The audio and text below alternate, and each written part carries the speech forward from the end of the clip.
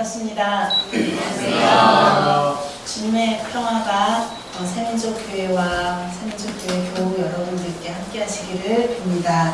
네. 오랜만에 왔는데요. 여전히 찬양이 너무 좋습니다. 설교를 준비하면서 제일 먼저 하는 일은 그 해당 주일의 성서일과 본문을 살펴보는 일입니다. 죄송합니다. 제가 이번 주 감기에 걸려서 목감기가 하필 와가지고 어제까지만 해도 말을 못한 지경이어서 걱정을 많이 했는데 그래도 다행히 오늘 입이 열려서 네. 성서일과를 이렇게 살펴보는 일이 제일 먼저 하는 일인데요. 구약, 복음서, 서신서, 그리고 시가서 이렇게 이루어진 성서일과의 다양한 본문들을 펼쳐놓고 보다 보면 하나의 중요한 과제가 준비하는 사람에게 떨어집니다. 그럼 바로 뭐냐면 이 본문들의 교집합이 뭔지, 본문들의 관련성이나 상호 공통된 주제를 찾아내는 일입니다. 도대체 무슨 연관이 있어서 이 본문들이 이렇게 한자리에 모였는지 그거를 찾는 일이지요. 물론 각각의 본문들은 다 각각의 의미들을 가지고 있지만 이 성서일과 편집자 또는 편집자들이 이 성서를 한 곳에 모아놓은 데는 또 이유가 있겠지요. 그래서 이거를 이렇게 연결하느라고 애쓰다 보면 가끔은 내가 성서를 읽는 것이 아니라 성서일과 편집자들이 낸 수수께끼를 풀고 있는 그런 느낌이 들 때도 있습니다. 물론 그 과정에서 제가 미처 생각하지 못했던 새로운 뭔가를 발견하게 되면 좋은 깨달음을 얻기도 하는데 또 연결이 억지스럽게 느껴지거나 그리고 제 생각과 다를 경우에는 고개를 갸우뚱거리게 됩니다. 사실 오늘 성서일과의 주제를 상호 관련된 어떤 주제를 찾는 일은 그리 어렵지 않았습니다. 다행히도요.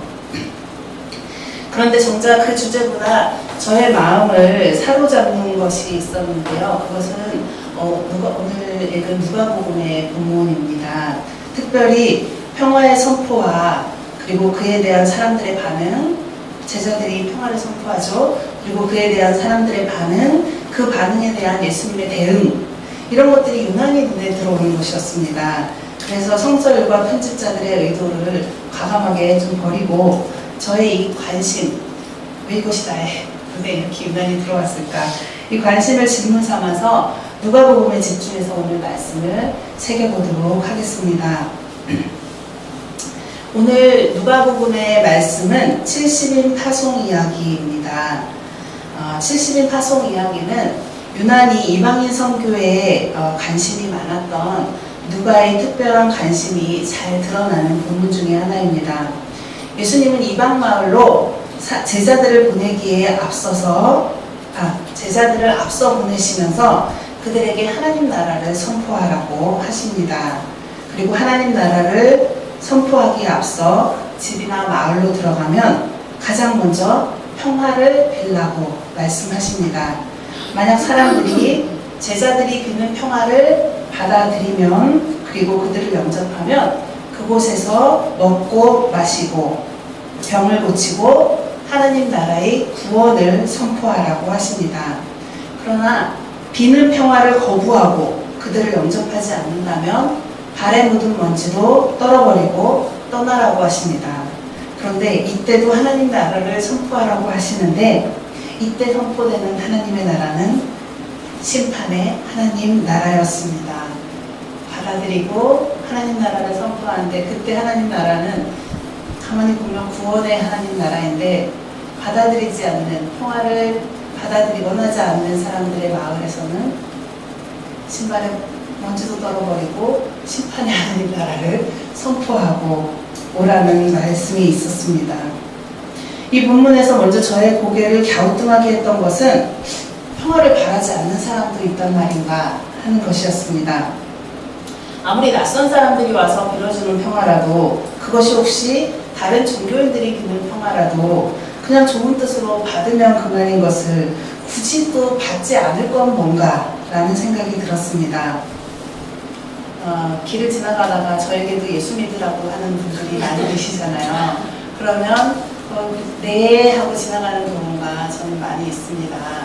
그래서 기분이 좋으면은 그래 잘 믿어야지 라는 생각이 들지만 대부분은 그렇게 해야 빨리 그 상황을 모면할 수 있다고 생각하기 때문입니다.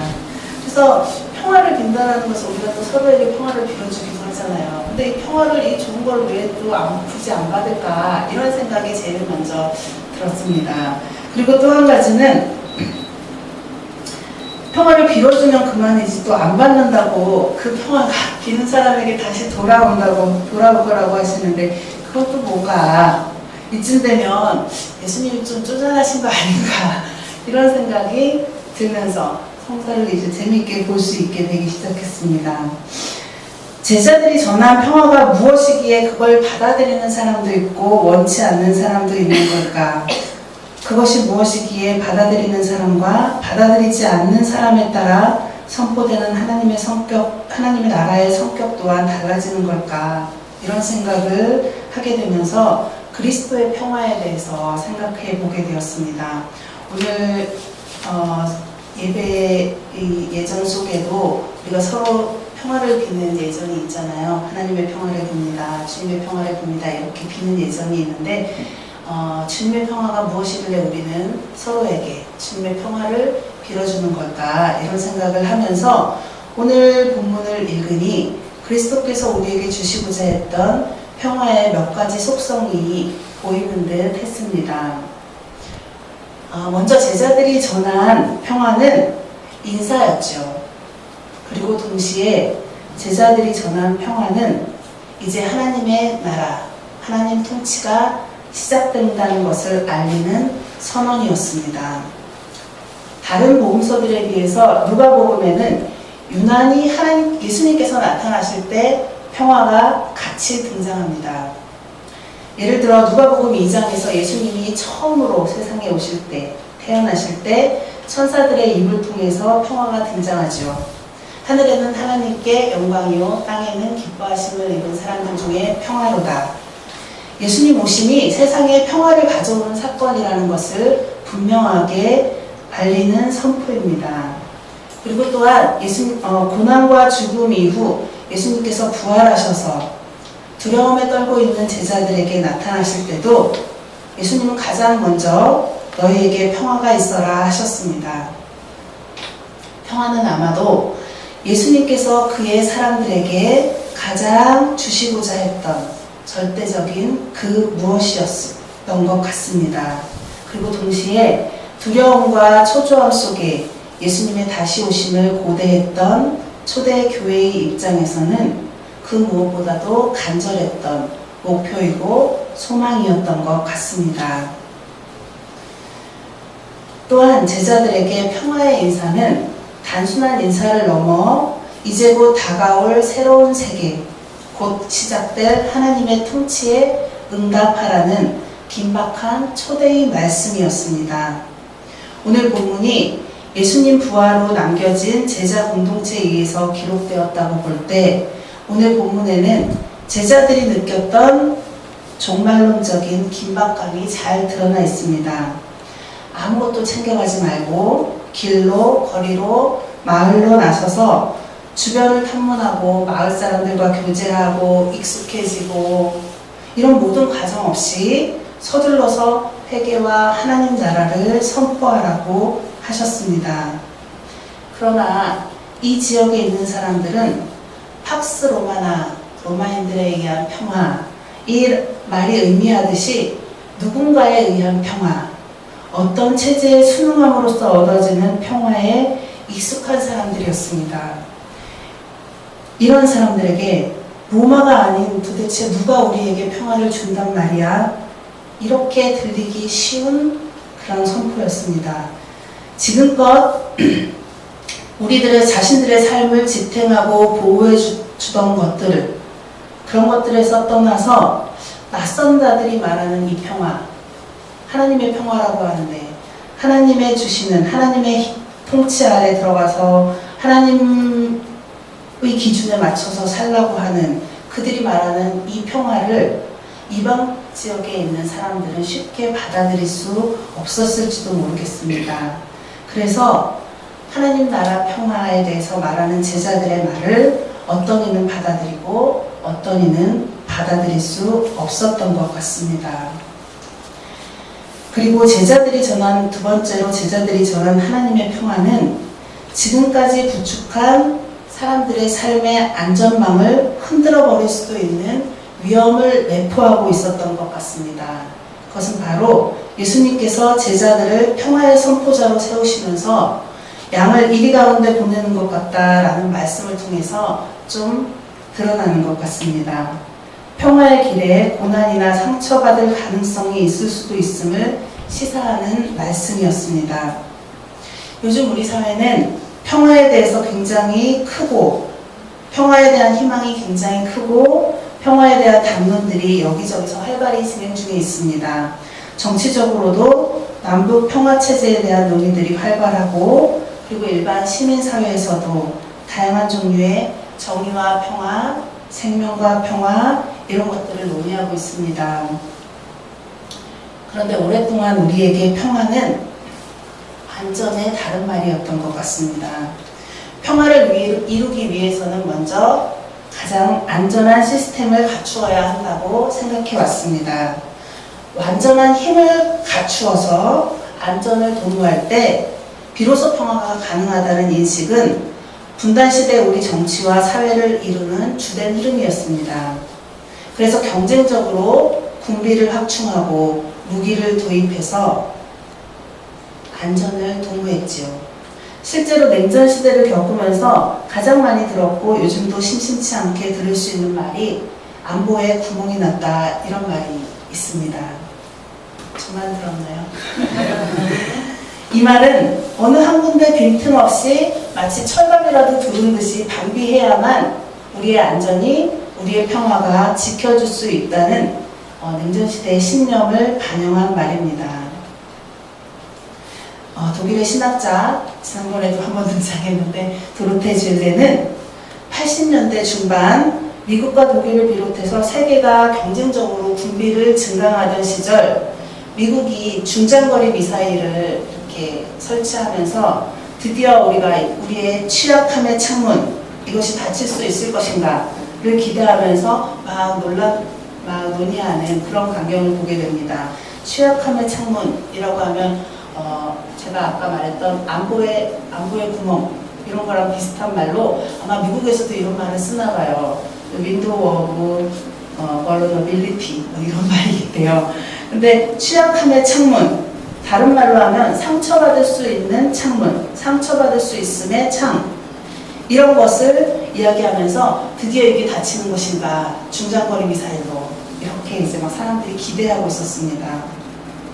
경쟁적으로 무기를 개발하고 철갑을 두르기라도 할 듯 더 철저하게 약점이 될 만한 것을 보완하는 노력을 하는 것을 보면서 쥘레는 이 취약함의 창이 비록 어느 누구에게는 약점으로 보일 수 있지만 사실 이 창이 있어야 밖을 볼 수 있고 빛이 들어오고 이 창이 있어야 상대와 소통할 수 있는 길이 열리게 될 거라고 오히려 뒤집어서 주장합니다.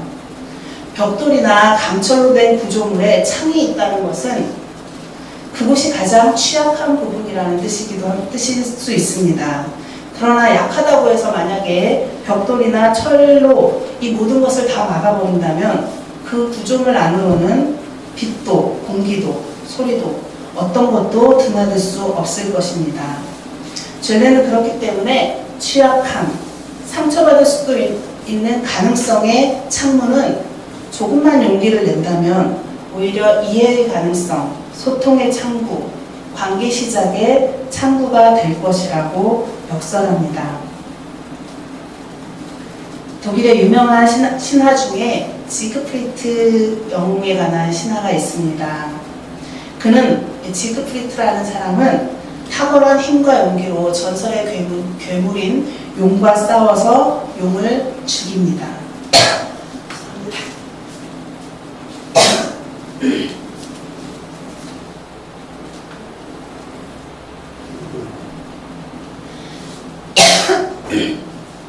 기침만 안 나게 해달라고 기도를 했는데 용과 싸워서 용을 죽여요. 그리고 용의 뜨거운 피를 온몸에 뒤집어 쓰게 됩니다. 그런데 그 이후에 지그프리트는 더 강력한 힘을 갖게 되죠. 뭐냐면 용의 피가 닿은 온몸이 철갑을 두른 것처럼 어떤 날카로운 칼도 창도 그를 벨 수 없게 되어버립니다. 그가 뒤집어 쓴 용의 피, 그것은 누구도 그를 상처 입힐 수 없음을 상징하는 것이었습니다. 이 이야기는 강함, 상처받을 수 있지 않음에 대한 인간의 강력한 욕망이 투사된 신화입니다. 문제는 우리 그리스도인들 중에서도 인간을 위해서 흘리신 그리스도의 피, 즉 양의 피를 지크프리트 신화의 용의 피처럼 생각하는 사람들이 있다는 것입니다. 그리스도의 피로 구원받았다는 것을 이제 나는 어떤 어려움도 어떤 고난도 나와는 상관없어졌어, 이런 말처럼 이해할 수 있습니다. 양의 피를 용의 피로 쉽게 바꿔버린 사람들은 다른 사람의 말에 귀 기울이지 않습니다. 어떤 상황도 자신의 확고한 신념 체계에, 믿음 체계에 영향을 미치지 않도록 철갑을 두릅니다.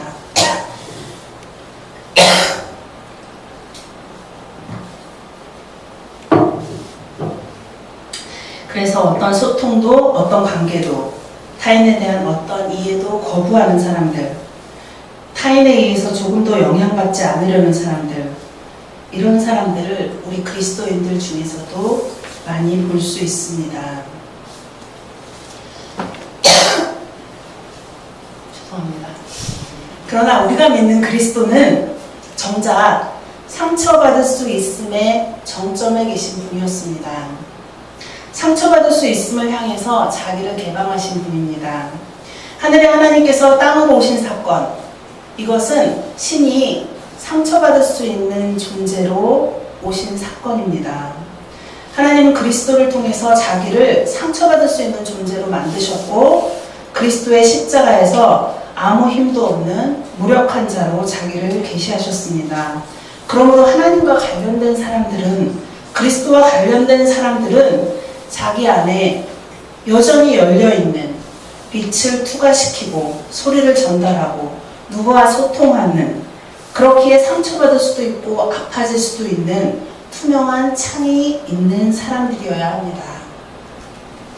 오늘 갈라디아서 6장에도 모든 걸 다 갖추어서 될수록이면 어떤 공격의 빌미도 제공하지 않으려는 사람들의 이야기가 나옵니다. 그리스도를 주로 고백했다 하더라도 다른 사람들의 비난을 피하기 위해서 이방인 그리스도인들에게 너희들도 할례받으라고 종용하는 유대 그리스도인들의 이야기입니다. 그리스도를 비록 주로 고백하긴 했지만 할례까지 완벽하게 함으로써 모든 공격으로부터 안전을 지켜내라는 것입니다. 그럼으로써 이들은 오히려 같은 공동체에 속한 사람들을 아프게 하고 복음의 본질을 흐렸지요. 그래서 바울은 이들을 향해서 자신의 자랑은 오히려 십자가의 그리스도, 그리스도의 십자가, 즉 상처받을 수 있는 곳까지 자신을 내어주신 그리스도뿐임을 분명히 얘기합니다. 다시 누가복음의 본문으로 돌아가서 제자들을 보내시면서 양을 이리 가운데 보내는 것 같다고 예수님께서 하셨죠. 근데 이때 듣는 제자들은 어땠을까요? 아니, 왜 굳이 위험하고 낯선 상황으로 우리를 보내실까 꺼려하지 않았겠습니까? 그러나 평화라는 것은 낯설고 상처받을 수 있는 가능성을 향해 자신을 개방한 용기 있는 자들의 한 걸음에서 시작하는 것입니다. 작은 평안에 만족하고 상처받지 않으려는 두려움에 쌓인 사람들에게서는 평화를 위한 어떤 힘도 나올 수 없습니다.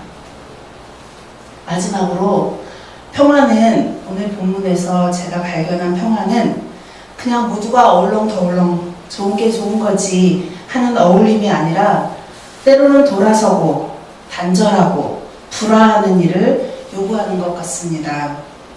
평화의 선포자로 보냄을 받은 제자들, 그러나 예수님은 사람들이 그들을 영접하지 않거든 발에 묻은 먼지를 떨어버리고 너희 우울의 먼지를 너희에게 떨어버린다 하고 돌아서라고 하십니다.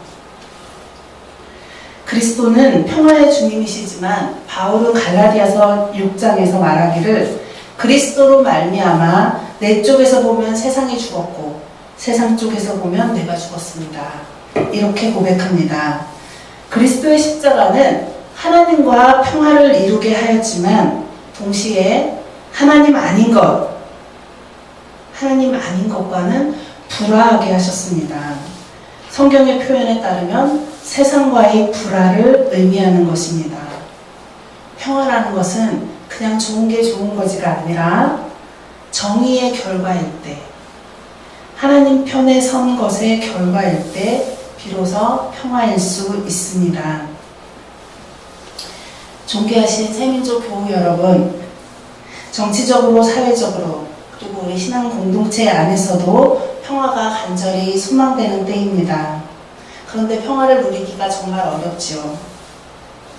그래서 나약한 우리에게 평화는 언제나 저 멀리 있는, 나보다 한 발짝 앞서서 잡힐 것 같지만 또 잡히지 않는 그런 무엇이었습니다. 그냥 하나님께서 우리에게 평화를 뚝 떨어뜨려 주시면 얼마나 좋을까요? 저는 그렇게 기도하기도 하고 그리고 그렇게 기도해도 된다고 생각합니다. 예전에 제가 그때 중동에 굉장히 막 이렇게 시끄럽고 막 할 때 우리 교회에 어떤 아기가 새로 태어나서 그 아기가 돌이 되었어요. 그래서 그 아기 돌 편지에 하나님께서 우리 누구누구의 돌을 맞이해서 세계 평화를 주셨으면 좋겠습니다. 이렇게 썼어요. 그리고 그 다음부터 한 번씩 누구의 생일을 축하하면 하나님께서 생일 축하로 세계 평화를 주시기를, 또는 한반도 평화를 주시기를, 이렇게 그냥 얘기하기도 했는데 정말 그런 마음도 있어요. 그냥 하나님께서 평화를 좀 뚝 떨어뜨려 주셨으면 얼마나 좋을까. 그런데 이렇게 주어지는 평화는 하나님의 선물입니다. 제 마음대로 되는 게 아니라는 뜻이에요. 오로지 선물만 기대하면서 선물로만 인생을 꾸릴 수는 없지 않습니까? 내 집안을 한번 선물로 채워보겠다. 네, 이런 인생을 살려고 생각하면 좀 염치 없지요. 하나님의 선물을 기대하되 우리가 말씀으로부터 발견한 평화의 조건들을 삶으로 살아보고자 노력했으면 좋겠습니다. 하나님의 뜻에 비추어서 삶을 돌이키는 회개, 때로는 상처받을 수 있음을 알면서도 자신을 개방할 수 있는 용기, 그리고 불의한 것, 하나님 아닌 것과는 단호하게 불화하는 결단, 이런 것들을 통해서 하나님의 평화를 그리고 이 땅에 그리고 우리 삶에 만들어 갔으면 좋겠습니다. 믿음은 바라는 것들의 실상이고 아직 보이지 않는 것들의 증거라고 했습니다. 이 땅에서 평화가 비록 온전히 완성될 수는 없지만 믿음을 가진 자들의 삶 속에서 우리는 평화의 실체를 조금이라도 미리 맛볼 수 있을 것입니다. 사랑과 해방, 생명과 살림을 위해서 진력하는 여러분 모두의 삶에 하나님의 평화가 있기를 간절히 소망합니다. 잠시 침묵으로 기도하시겠습니다.